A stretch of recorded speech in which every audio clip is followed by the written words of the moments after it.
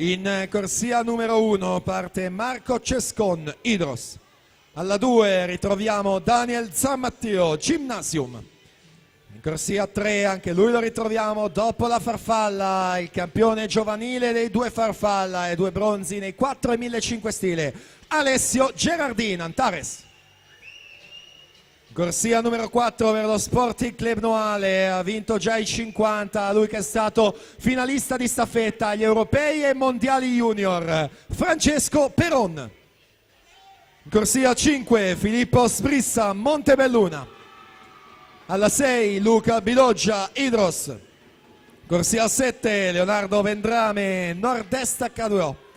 Alla 8 Edgar Tose, Adria Monfalcone.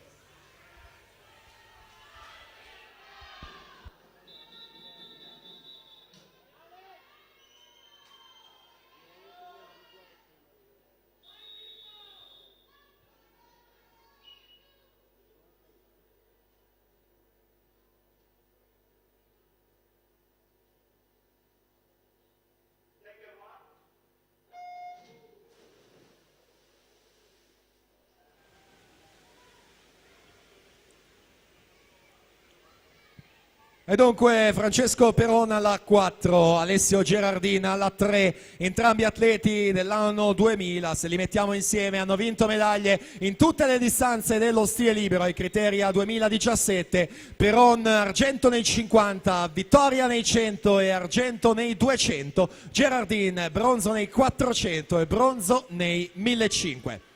Francesco Peron, specialista un po' più della velocità, 50 e 100 principalmente, proprio con la velocità di base che lo contraddistingue, prova a scappare già dalle prime bracciate, dai primi metri, 25-37 è stato il suo passaggio ai 50, vediamo quello a metà gara, 53 e 03, 27 66 il secondo tratto, Sbrissa 28 e 33, Gerardin 29 e 07. Francesco Peron convocato appunto nell'estate 2017, prima in Israele agli europei junior e poi a Indianapolis ai mondiali giovanili.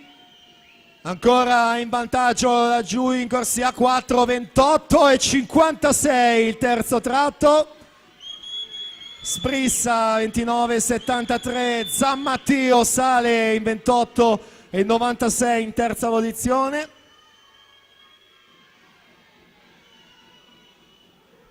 Interessante la lotta per il podio, però noi torniamo là davanti perché Francesco Peron va a prendersi la seconda vittoria di questo pomeriggio, 1,50 e 19 per aggiudicarsi i 200 stile libero.